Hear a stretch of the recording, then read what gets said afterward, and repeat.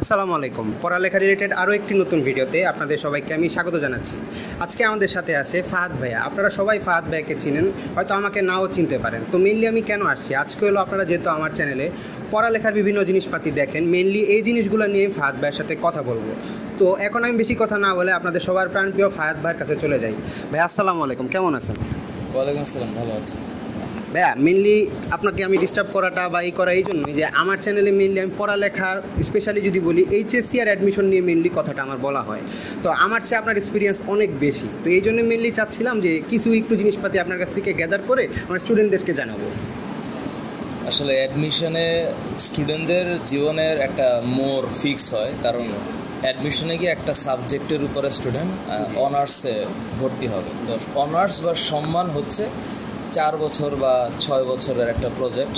6 বছর in terms of যারা মেডিকেলে আসলে ভর্তি হয়, তো তাদের লেখাপড়ার পরিমাণটা একটু বেশি থাকে। তো আমার মনে হয় যে ইন্টারমিডিয়েটের লাইফটা একটা স্টুডেন্টের জন্য জটিল একটা লাইফ, কারণ লেখাপড়ার পরিমাণ অনেক বেশি থাকে, সময় কম থাকে। তো ওই কঠিন একটা সময়ে লেখাপড়া করে এত হিউজ একটা ইনফরমেশন মাথায় সেট করে নিয়ে টার্গেট নিয়ে ইউনিভার্সিটিতে স্টুডেন্ট যখন ভর্তি হওয়ার জন্য পরীক্ষা দেয়, 3টা ক্যাটাগরি আছে। জি জি। তো ভার্সিটি, মেডিকেল আর হচ্ছে ইঞ্জিনিয়ারিং। তো স্টুডেন্ট যখন ডিসাইড করতে পারে না যে আমি আসলে কোনভাবে প্রিপারেশন নিব, ওই জায়গায় একটা ভালো মেন্টরিং যদি কেউ করতে পারে, জি জি জি, দ্যাট শুড বি দ্য একটা আইডিয়াল প্রসপেক্ট একটা স্টুডেন্টের জন্য, যেন ওরা জানে যে আমি কিভাবে প্রিপারেশন নিলে কোথায় গিয়ে আমার পজিশনটা কেমন হবে। সো আমার মনে হয় যে ওইটা একটু মেইন ফোকাস থাকা উচিত লেখাপড়ার সময়। ভাই আমার একটা ছোটো প্রশ্ন ছিল, এই যখন এখানে মেডিকেল, ইঞ্জিনিয়ারিং এবং আপনার ভার্সিটির কথা বলেন, অনেকের ক্ষেত্রে এই জিনিসটা দেখা যায় যে কনফিউজ থাকে যে সে কীভাবে করে এই জিনিসটা চুজ করবে বা কী জিনিস মাথায় রাখলে এই জিনিসটা চুজ করলে তার ফিউচারে গিয়ে রিগ্রেট হবে না যে আমি জিনিসটা চুজ করতেছি। এখন ভাই এটা কীভাবে করে করা লাগে? ট্রুলি স্পিকিং, এটা আসলে ফিক্স করাটা খুবই ডিফিকাল্ট, কারণ স্টুডেন্ট সে ইঞ্জিনিয়ারিং অ্যাডমিশনের পরীক্ষা দিল, ভার্সিটিতেও দিল, মেডিকেলেও দিল, মেডিকেলের পরীক্ষাটা সবার আগে হয়।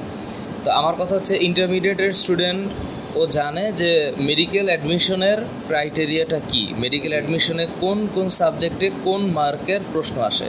তো আমি বলবো যে আগে ইন্টারমিডিয়েটের স্টুডেন্টের উচিত হবে বইয়ের প্রত্যেকটা চ্যাপ্টারের কনসেপ্ট আগে বোঝা, এরপর ওই চ্যাপ্টারের উপরে varsity question bank, engineering question bank, medical question bank একটু দেখবে, কোয়েশ্চেনগুলো সলভ করবে। তারপর ও আইডেন্টিফাই করতে পারবে যে ওর ল্যাকিংটা কোন জায়গায় বা ওর স্ট্রেংথ কোন জায়গায়।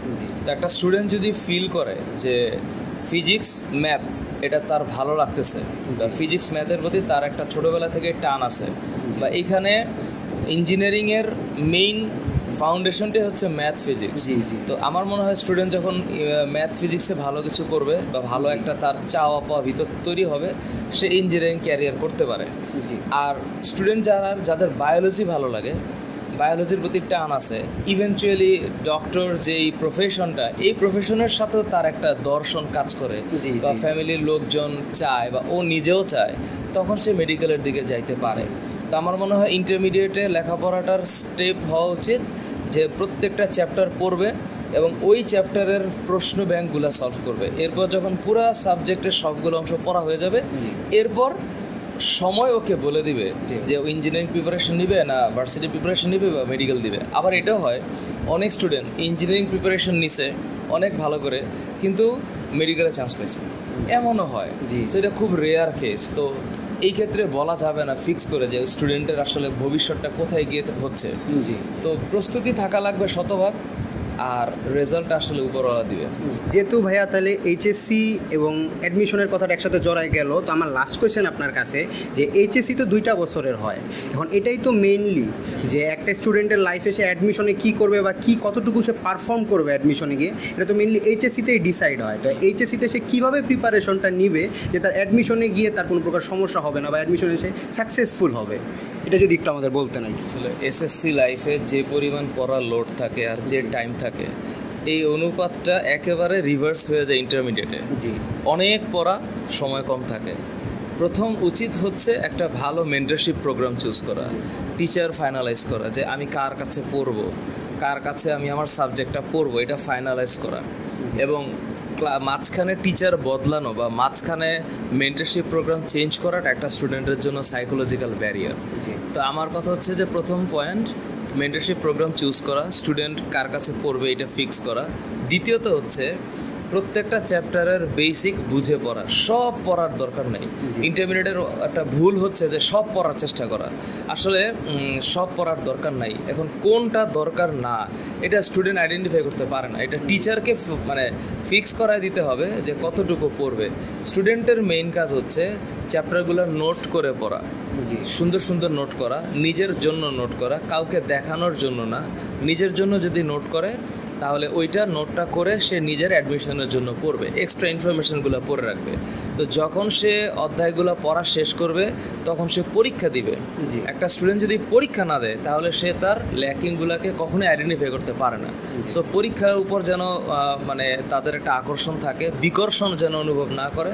আমাদের ইন্টারমিডিয়েট আমরা দেখছি যে পরীক্ষার কথা বলে স্টুডেন্ট ইজি ফিল করে না, স্টুডেন্ট আসে না বা স্টুডেন্ট আসতে চায় না, ওরা একটা কমফোর্ট জোনে থাকতে চায়। এই কমফোর্ট জোনটাই ওদের জন্য একটা প্রবলেম করে পড়ে। তো যদি পরীক্ষা দেয়, নোটটা ঠিকমতো রাখে, তারপর হচ্ছে 4-5টা অধ্যায় পড়া হয়ে গেল বা 6-7টা অধ্যায় পড়া হয়ে গেল, কলেজে একটা পরীক্ষা দিল, এর ফাঁকে ফাঁকে কোয়েশ্চেন ব্যাঙ্কগুলো যদি সলভ করে তাইলে বাই দিস টাইম ওর আইডেন্টিফিকেশন হয়ে যাবে যে মেডিকেল অ্যাডমিশন, ভার্সিটি অ্যাডমিশন এবং ইঞ্জিনিয়ারিং অ্যাডমিশনের তফাৎটা। কারণ মেডিকেল অ্যাডমিশন তো কমপ্লিটলি এখন পর্যন্ত এমসিকিউ বেসড হয়েছে। তো এমসিকিউ বেসড পড়া আর ইঞ্জিনিয়ারিংয়ে যখন কমপ্লিটলি রিটেন বেসড হয়ে যায় তখন স্টুডেন্টের একটা সাইকোলজিক্যাল ব্যারিয়ার হয়। সো আমার কাছে মনে হয় স্টুডেন্ট যদি মনে করে পার্সোনালি যে ফিজিক্স ম্যাথে সে ভালো, এই ফিলিংসটা উইদিন দিস টাইম যদি ডেভেলপ করে ওর জন্য ইঞ্জিনিয়ারিং প্রিপারেশন নেওয়া উচিত হবে, সেইভাবেই ইন্টারমিডিয়েটে তার পড়া উচিত। That's it. থ্যাংক ইউ ভাইয়া, আপনার কাছ থেকে অনেক মূল্যবান তথ্য আমার স্টুডেন্টরা বা আমার ভিউয়ার্সে জানতে পারছে। আপনাকে ধন্যবাদ আপনার সময় দেওয়ার জন্য। আসসালামু আলাইকুম।